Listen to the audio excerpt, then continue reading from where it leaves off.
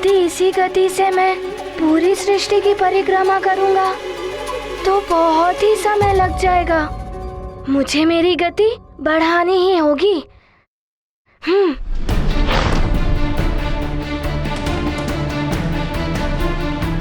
ओह, ये जल तो छलकने को है। मुझे मेरी गति कम करनी होगी।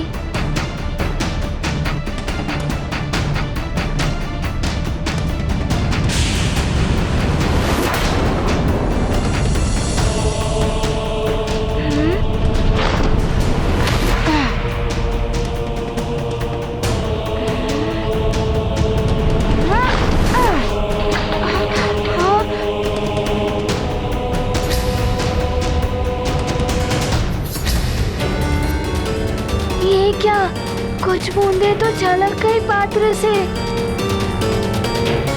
मुझे इन बूंदों को वापस लाना होगा।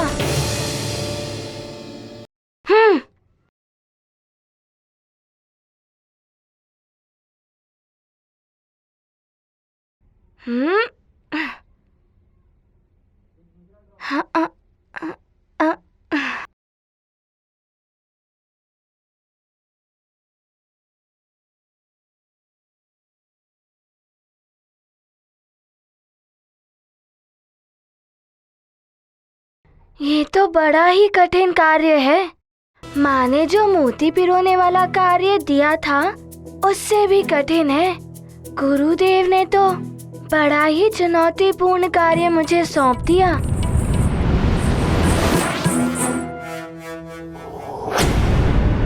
ओम नमः शिवाय। ओम नमः शिवाय।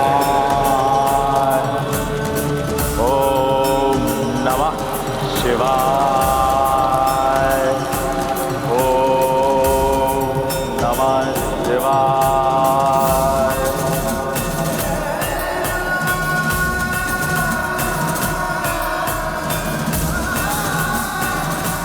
दशानन लंकेश को कालनेमी का प्रणाम। कालनेमी, आज तुम्हें कहे कि यहाँ कोई सूचना लाए हो? हाँ दशानन। दशानन, वो वानर बालक हनुमान सुमेरु से बाहर शिक्षा प्राप्त करने गया हुआ है।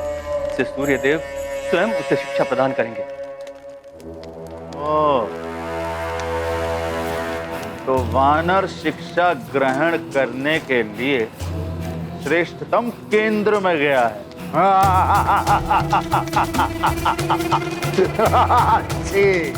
अच्छी बात है। अच्छी बात है।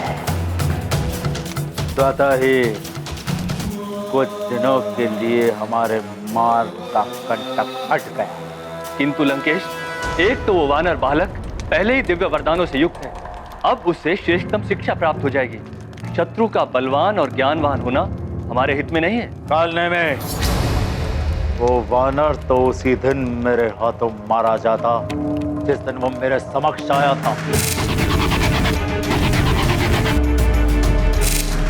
क्योंकि मेरी मृत्यु तो उसके हाथों नहीं हो सकती, परंतु उसकी मृत्यु मेरे हाथों अवश्य हो सकती है। मेरे महादेव ने उस दिन उसकी रक्षा कर ली और उसे बचा लिया।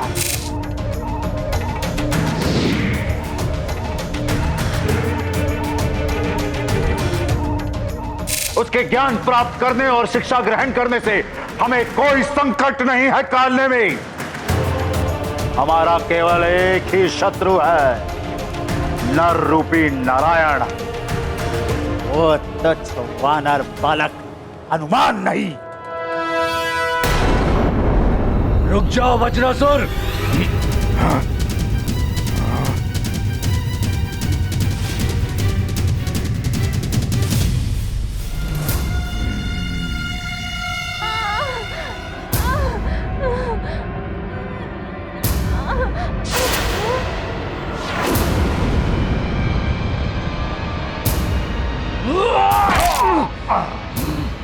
रुक जाओ। इसने मुझ पर वार किया है, इसका वध मैं करूंगा।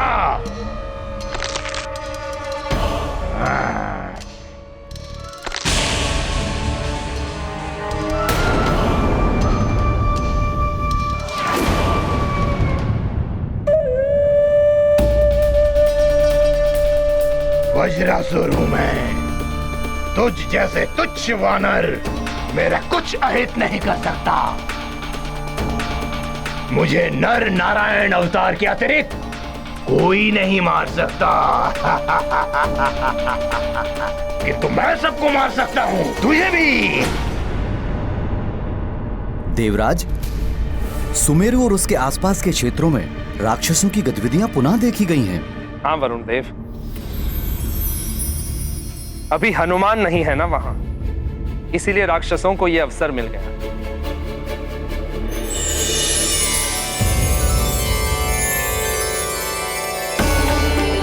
प्रणाम देवराजे।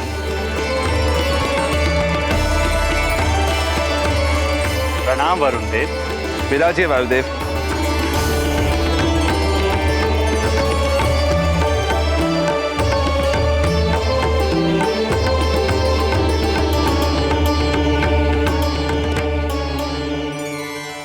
क्या हुआ वायुदेव, आज आप बहुत ही प्रसन्न मुद्रा में दिख रहे हैं। प्रतीत होता है कि कोई शुभ समाचार लाएं। समाचार ही प्रसन्नता का है देवराज। हनुमान परीक्षा में सफल हुआ है। सूर्यदेव ने उसे अपना शिष्य स्वीकार कर लिया है। सूर्यदेव का शिष्य बनना ब्रह्मांड के सबसे कठिन कार्यों में से एक है। हम देवताओं के पुत्र भी असफल हो जाते हैं इसमें।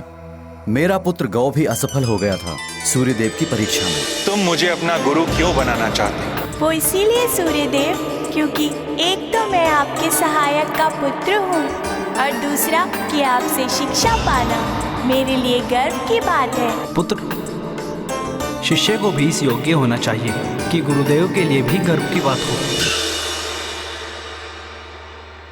किंतु हनुमान ने यह अद्भुत कार्य कर दिखाया है वरुण देव।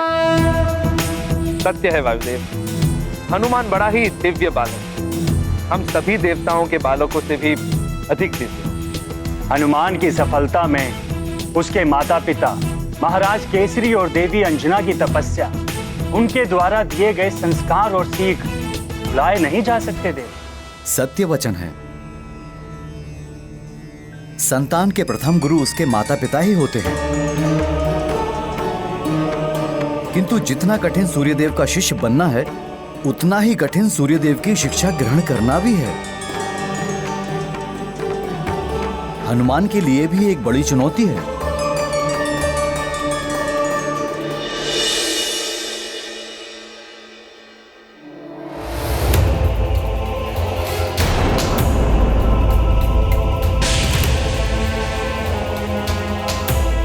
इस जल से भरे पात्र को लेकर तुम्हें संपूर्ण सृष्टि की परिक्रमा करनी है और ये स्मरण रहे कि परिक्रमा लगाते हुए तुम्हें मार्ग में जितने भी उल्कापिंड मिले तुम्हें उनकी गणना करनी है।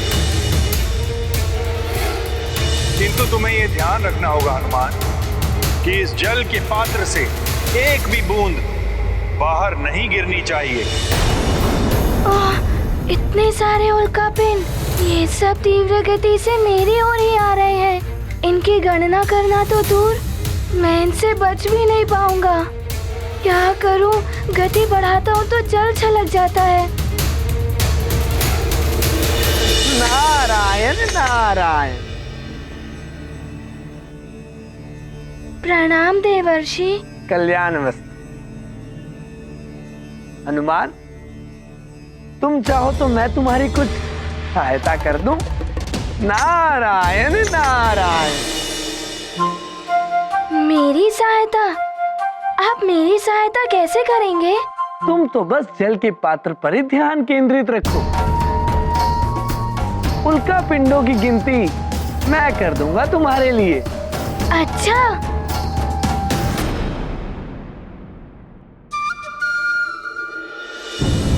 यदि हनुमान ने देव ऋषि से सहायता ले ली तो सूर्यदेव अवश्य रुष्ट हो जाएंगे। हो सकता है वो हनुमान को शिक्षा देने से मना कर दे।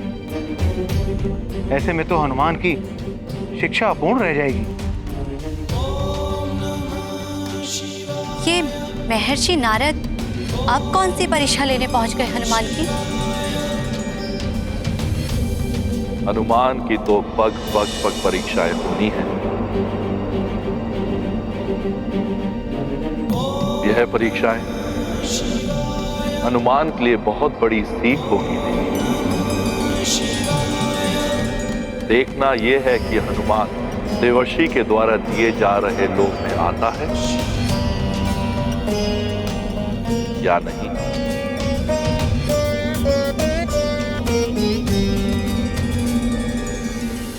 तुम ये भी कर सकते हो कि तुम तीव्रता से आगे बढ़ते हुए उल्काओं की गणना करो।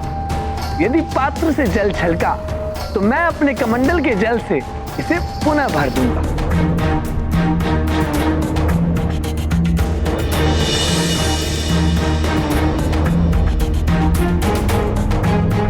ये रहा मेरा कमंडल।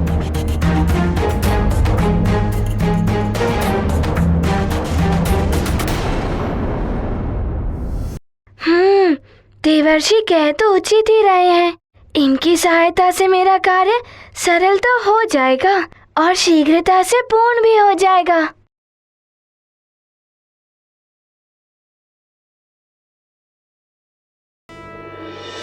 यदि आप कहें तो मैं आपका वाहन बनने को तैयार हूँ।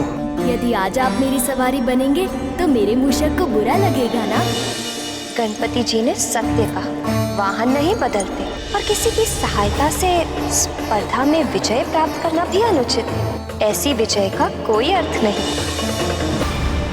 देवर्षि, आपके प्रस्ताव के लिए धन्यवाद, किंतु गुरुदेव ने ये कार्य मुझे पूर्ण करने के लिए सौंपा है। माँ ने मुझे एक सीख दी थी, स्वयं के कार्य में किसी और की सहायता लेना फल के ही समान होता है। अतः इस कार्य को मुझे ही पूर्ण करने दीजिए। उत्तम, अति उत्तम हनुमान।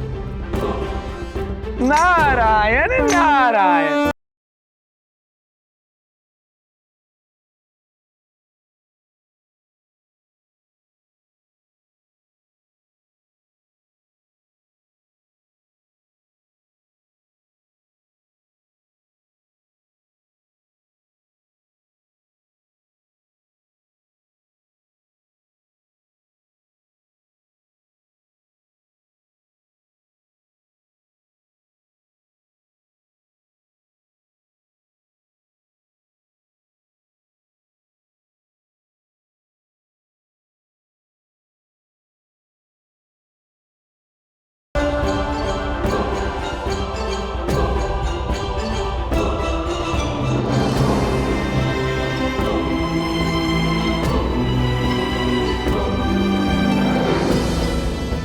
मुझे अविलंब ये कार्य समाप्त करके लौटना होगा, जिससे कि मैं 7 दिनों की सीमित अवधि में ही अपनी शिक्षा पूर्ण कर सकूं।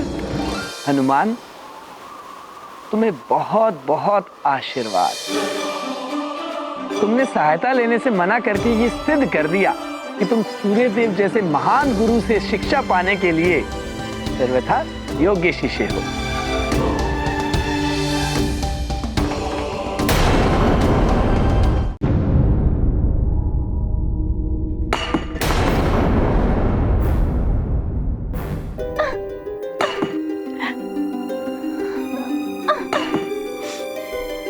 सर्वथा योग्य शिष्य था मैं, फिर भी मुझ गव को सूर्यदेव ने अपना शिष्य नहीं बनाया।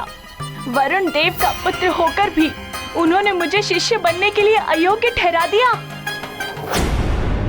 पुत्र, इतना क्रोध अनुचित है। कोई मेरे समीप नहीं आएगा। आप भी नहीं माते? गौ, मैं तुम्हारी माँ होकर भी तुम्हारे समीप नहीं आ सकती। त्याग करूंगा मैं सबका, कोई मेरे समीप नहीं आएगा। भोजन भी त्याग कर दूंगा। जल के देवता वरुण देव का पुत्र होकर भी मैं जल का त्याग कर दूंगा। धीरज रखो पुत्र, शांत हो जाओ। कैसा धीरज? अब सूर्य देव के मुख्य सहायक वरुण देव की पत्नी होकर भी मेरी सहायता नहीं कर सकती। पिताश्री भी कुछ नहीं कर सकते। इससे तो अच्छा होता कि मैं महाराज केसरी और देवी अंजना का पुत्र होता। तो आज मैं सूर्यदेव का शिष्य तो होता, हनुमान की भांति उनसे शिक्षा तो प्राप्त कर रहा होता। प्रणाम देवर्षि। तुम्हारा कल्याण हो पुत्र। नारायण नारायण। अब मुझे ही इस समस्या का कोई हल निकालना होगा। क्या हो सकता है इसका हल?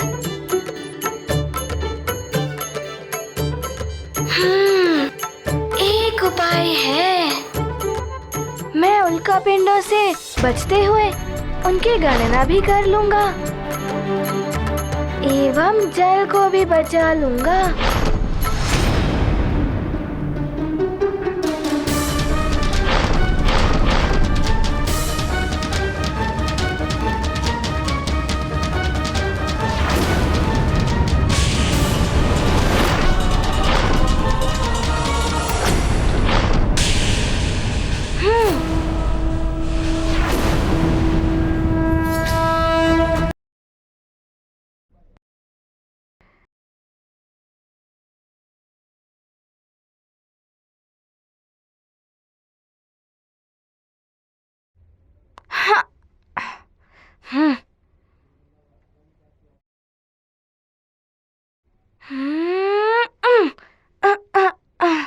ये 41वां।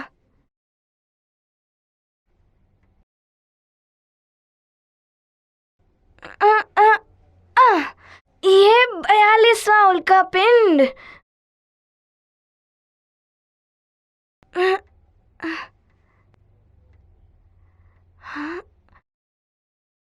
ये 43वां उल्का पिंड।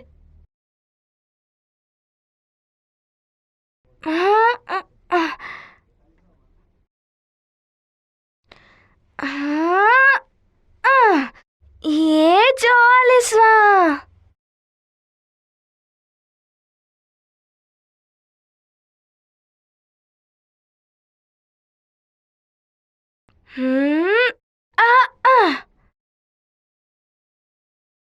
ये 45वां।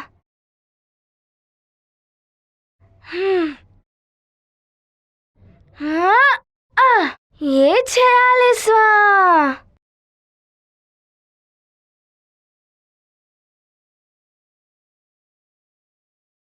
अभी तक तो 46 उल्का पिंड ही दिखाई दिए हैं। अब जल पात्र।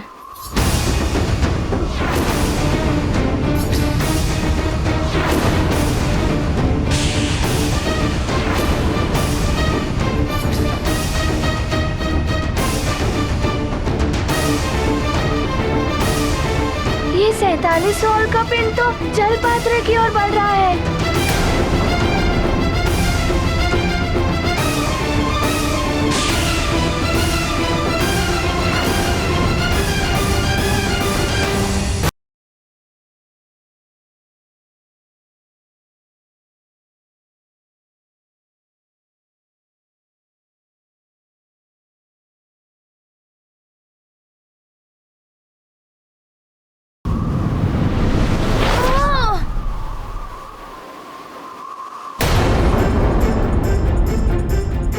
कुछ बूंदें तो गिर ही गई। अब दिखाई भी नहीं दे रही है कि कहाँ गई।